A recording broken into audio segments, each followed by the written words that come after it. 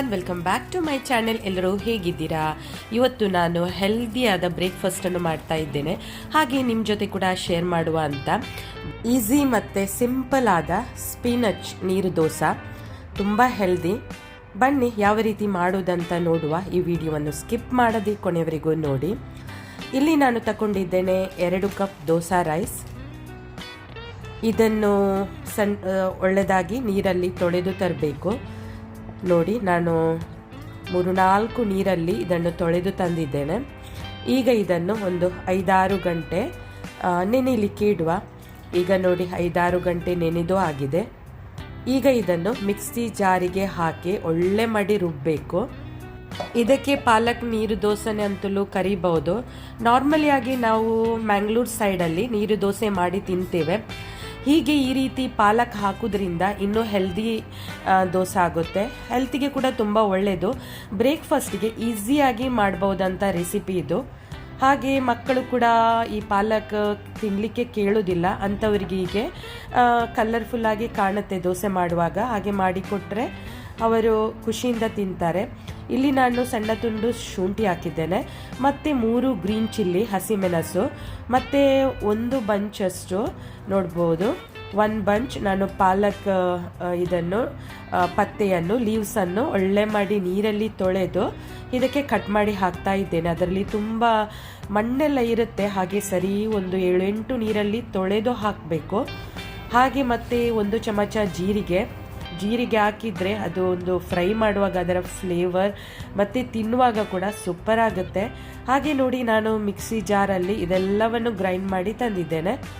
ಮತ್ತು ಇದಕ್ಕೆ ನೀರು ದೋಸೆಗೆ ಯಾವ ರೀತಿಯ ಹಿಟ್ಟನ್ನು ಹದ ಮಾಡ್ತೇವೆ ಅದೇ ರೀತಿ ತೆಳ್ಳಗೆ ಇರಬೇಕು. ಯಾಕೆಂದರೆ ಈ ನೀರು ಆಗಿದ್ದರೆ ಮಾತ್ರ ದೋಸೆ ಕೂಡ ಟೇಸ್ಟಿ ಆಗುತ್ತೆ. ಅಂದರೆ ತೆಳ್ಳಗೆ ನೀರು ದೋಸೆ ಹಾಕಬೇಕು.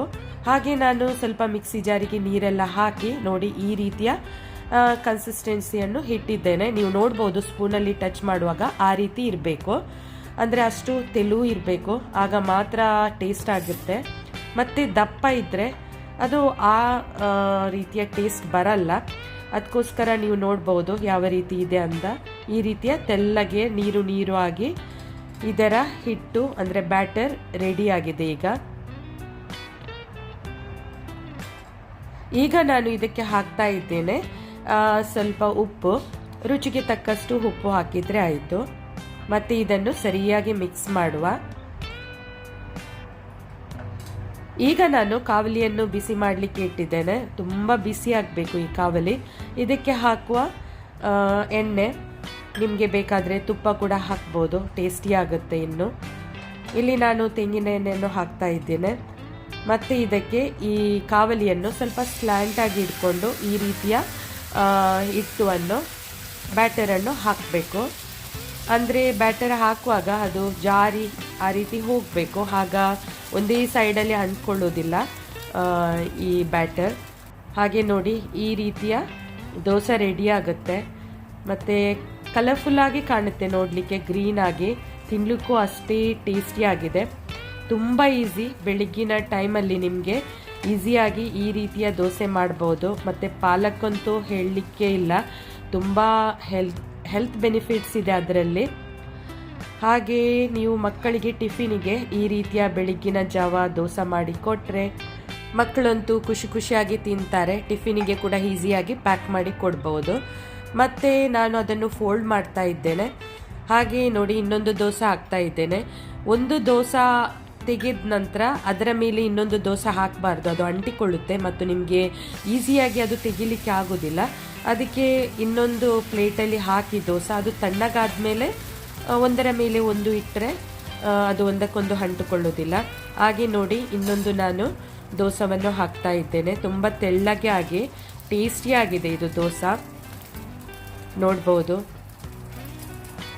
ಇದನ್ನು ನಿಮಗೆ ಇದು ತೆಂಗಿನ ತುರಿ ಅಂದರೆ ಕಾಯಿ ಚಟ್ನಿ ಜೊತೆ ಅಷ್ಟೇ ಅಲ್ಲದೆ ನಿಮಗೆ ಚಿಕನ್ ಗ್ರೇವಿ ಮತ್ತು ಯಾವ ರೀತಿ ಕೂಡ ಡಿಪ್ಪಿಂಗಲ್ಲಿ ಡಿಪ್ ಮಾಡಿ ತಿನ್ಬೋದು. ನೋಡಿ ಯಾವ ರೀತಿ ಆಗಿದೆ. ನೋಡಿ, ಒಂದು ದೋಸೆ ಇಟ್ಟು ಇನ್ನೊಂದು ದೋಸೆ ಇನ್ನೊಂದು ಪ್ಲೇಟಲ್ಲಿತ್ತು. ಅದು ತಣ್ಣಗಾದ್ಮೇಲೆ ಇನ್ನೊಂದರ ಮೇಲೆ ಇನ್ನೊಂದು ಇಡ್ತಾ ಇದ್ದೇನೆ. ಆಗ ಮಾತ್ರ ಈಸಿಯಾಗಿ ಅದನ್ನು ತೆಗಿಬಹುದು, ಇಲ್ಲದ್ರೆ ಒಂದಕ್ಕೊಂದು ಅಂಟ್ಕೊಳ್ತದೆ. ಹಾಗೆ ಅಷ್ಟೇ ಟೇಸ್ಟಿಯಾಗಿದೆ ಈ ದೋಸೆ. ನೋಡ್ಬೋದು ಎಷ್ಟು ಈಸಿಯಾಗಿ ಇದನ್ನು ತೆಗಿಬಹುದು. ಅಷ್ಟೇ ಅಲ್ಲದೆ ತುಂಬ ತೆಳ್ಳಗಾಗಿ ಸಾಫ್ಟಾಗಿ ಟೇಸ್ಟಿಯಾಗಿ ಆಗಿದೆ. ಬೇಕಾದರೆ ಇದಕ್ಕೆ ಗ್ರೀನ್ ದೋಸೆನೋ ಅಂತಲೂ ಕರಿಬಹುದು, ಯಾಕೆ ಗ್ರೀನ್ ಕಲರಲ್ಲಿದೆ. ಹಾಗೆ ನೋಡಿ ಎಲ್ಲ ದೋಸೆವನ್ನು ಮಾಡಿಟ್ಟಿದ್ದೇನೆ. ನಿಮಗೆ ಬೇಕಾದರೆ ಬ್ಯಾಟರ್ ಉಳಿದ್ರೆ ಅಂದರೆ ಕೆಲವು ದೋಸೆ ಮಾಡಿ ಫ್ರಿಜ್ಜಲ್ಲಿ ಇಟ್ಟರು ನೆಕ್ಸ್ಟ್ ಡೇ ಕೂಡ ಮಾಡ್ಬೋದು, ಏನಾಗೋದಿಲ್ಲ. ಒಂದು ವಾರ ತನಕ ನೀವು ಇಟ್ಟು ಬೇಕಾಗುವಾಗ ದೋಸೆ ಕಾಯಿಸಿದರೆ ಆಯಿತು. ಹಾಗೆ ನಿಮಗೆ ಈ ನನ್ನ ರೆಸಿಪಿ ಇಷ್ಟ ಆದರೆ ಒಂದು ಲೈಕ್ ಕೊಡಿ, ಶೇರ್ ಮಾಡಿ, ಸಬ್ಸ್ಕ್ರೈಬ್ ಮಾಡಿ. ಬಾಯ್ ಬಾಯ್.